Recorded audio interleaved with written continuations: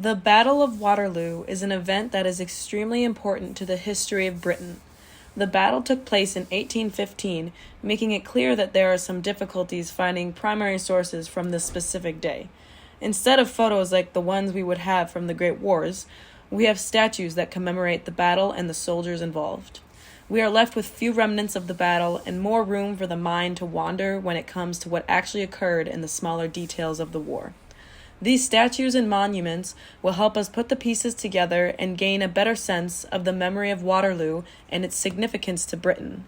We will explore how the evolution of the Battle of Waterloo's memory is pivotal in understanding the history of British society and its levels of national consolidation over the years. But before we get into that, we need to cover some central background information on society and war at the time. The Battle of Waterloo occurred in the heat of the Napoleonic Wars and ended up changing the course of history for all countries involved. At this point in European history, there were constant fights over which country had power and how much of it. The Napoleonic Wars was the outcome of all that tension coming to the surface.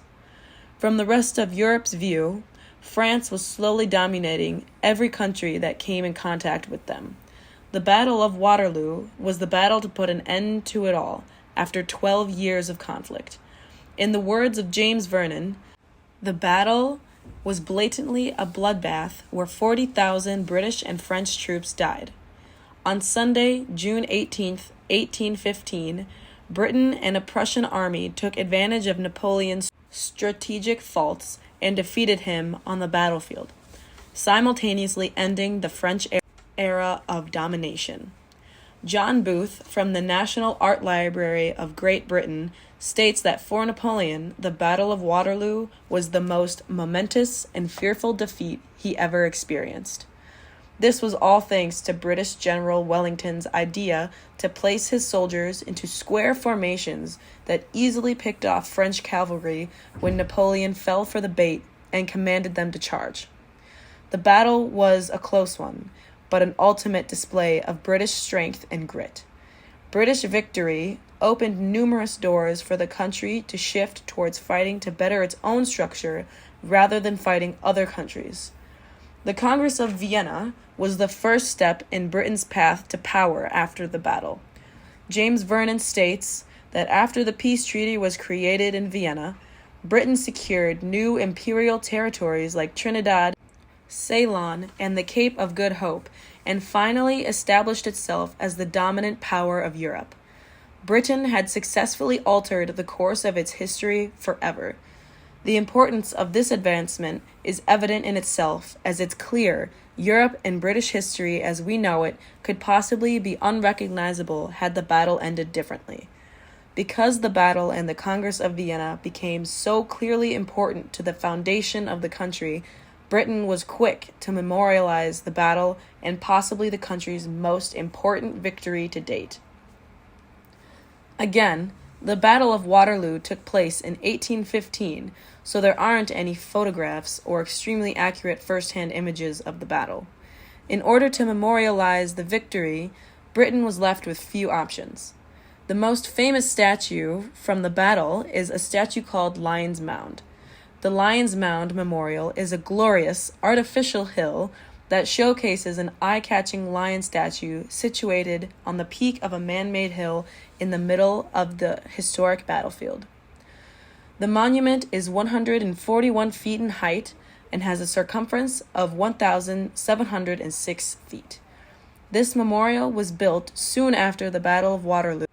The piece was ordered by King William I of Netherlands to be built by Van Geel in order to commemorate the location in the Waterloo battlefield where William II of Netherlands, or the Prince of Orange, was shot off his horse during battle. Each piece of this memorial is meant to symbolize important themes of the battle as well as the countries involved, and they each provide a great amount of significance. The lion was chosen to represent the courage of the Allies that was shown throughout the war and the peace that they acquired.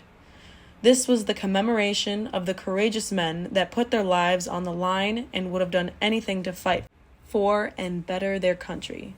This aspect of the statue illustrates that throughout wartime in Britain, the main focus was always on the war, and not so much on the outcome or the consequences. The lion at the time, however, was still more so a symbol of pride and courage than anything else.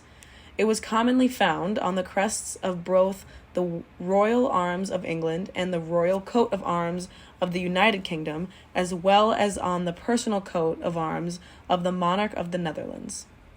The lion's paw atop the sphere globe is meant to represent the global domination the Allies gained once and for all.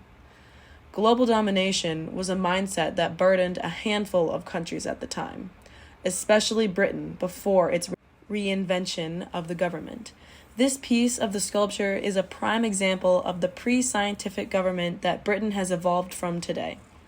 The paw shows how global domination was highlighted and chosen to be incorporated into the statue to portray its unprecedented significance in British government at the time. This aspect of the statue is quite important when attempting to determine why the statue is crucial in understanding British history. Before the war, conquering other countries was the common goal among Europe. But then there was a shift. Britain began to realize that it needed to grow within itself instead of outwards in order to keep from collapsing like Napoleon's empire. The second commemoration of the Battle of Waterloo is the Waterloo Monument. The 150-foot tower was ordered by the 6th Marquis to be constructed between 1817 and 1824 by Archibald Elliot to commemorate the entirety of the battle as well as General Wellington's numerous victories against the French. The memorial consists of a tower with a spiral staircase that leads up to a viewing deck that overlooks Jedburgh. The Waterloo Monument stands on the summit of Penneil Hugh. This was the second monument erected on this site, as the first monument, which was a pyramid constructed by William Byrne in 1815, dramatically toppled over. Unlike the Lion's Mound, the Waterloo Monument is not open to the public. This monument is exceedingly important to the British citizens as it was constructed in the UK and not on the Waterloo battlefield in Belgium. This allowed them to commemorate the victory in their homeland. The third monument is the Wellington Monument in County Meath, Ireland. The monument is fully dedicated to General Wellington and the British Empire that came from his victory. On top of a 23-meter column sits a statue of the Duke of Wellington protectively watching over the small town. And at first sight, it is clear that is exactly what was intended.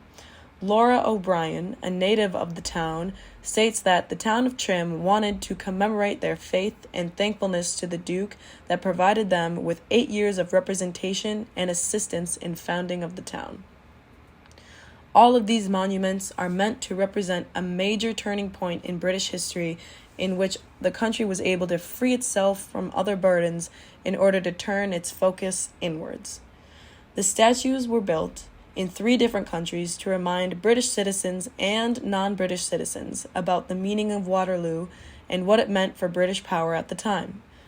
Each monument brings its own aspects into the memorialization of the battle, as well as showing the modern populations how British society viewed these events in real time. That insight into the memory of a battle fought so long ago provides crucial pieces to the puzzle that is British history. These landmarks commemorate a significant change in European power and allows people to further understand what occurred at Waterloo, as well as Britain's culture in general. Now we can dig into why that is. To start off, we'll travel back to touch on the importance of the lion on Lion's Mound. This aspect of the statue illustrates that throughout wartime in Britain, which didn't necessarily allow the citizens to be either pro or anti-war, the main focus was always on winning battles and not so much on the outcome or the consequences. At the time, British citizens would look upon the statue and be overcome with pride over how their country, brothers, and fathers fought. Perhaps a portion of the population would feel sorrow as they remembered the soldiers close to them who lost their lives. Through the modern eye, however, the focus has shifted. The statue now stands as a memory of a brutal time in Britain's history where the fight to power was a gruesome feat. Around the same time, Britain was not only trying to retain its status in Europe, but also its status in contrast to its own citizens.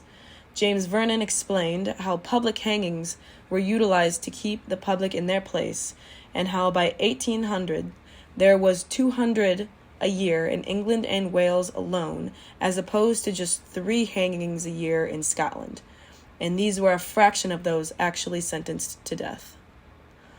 Through studying these aspects of British history and how they are represented in the statues, it's clear that in this time period, people were not allowed the same rights to protest as they are today.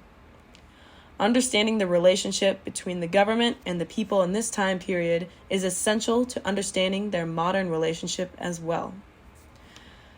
The hand of the lion on top of the globe illustrates its importance as the memory of Waterloo symbolizes the shift in power that Britain gained from winning. Britain once again became a major European power once and for all, and would possibly not be the same had things gone a different way. After winning the battle, many doors opened for improvement in the British government, as it was finally able to focus on building its structure instead of conquering others. The government began to utilize more scientific strategies instead of strategies that came from few important members like the monarchy. James Vernon states that the revolution in government that took shape in the aftermath of the Napoleonic Wars created a new type of state, one characterized not by the personal authority of the monarch, but by the development of new, anonymous, and impersonal bureaucratic systems. An example of this is the Ordnance Survey that began in 1745, but wasn't prioritized until after the Napoleonic Wars. Continuing on attempts at national consolidation, Vernon explains that the Ordnance Surveys literally enabled administrators to visualize the nation or colonial state as a bounded, unified geographical entity. The Ordnance Survey also provided the state with unprecedented power. It now becomes clear that in the past, the lion's paw may have simply been an ode to European domination, but as the years went on, that symbol began to encompass a lot more. Initially, William I, King of the Netherlands, decided to build the Lion's Mound mainly to honor his son, the Prince of Orange, who had been a commander at the battle. As it took shape, however, it was reimagined as a celebration of the Dutch, British, and German armies who fought. The other 2 monuments were built to commemorate either Wellington or Waterloo separately, yet both exude the same significance. The Waterloo Monument in the UK and the Wellington Monument in Ireland are both meant to strengthen the country and memorialize the movements made in the country towards national consolidation. Vernon even goes as far to state that by 1819, the British state was the most powerful in the world. It had transformed itself into a united kingdom. The evolution of the Battle of Waterloo's memory through these monuments paved a path of understanding the history of British society and its journey in reaching national consolidation. And now, according to tourism researcher Anthony Seaton, the Battle of Waterloo was and remains the only discrete European battlefield to achieve lasting, worldwide tourism status, making it one of the most well-known historic landmarks to Britain and British society.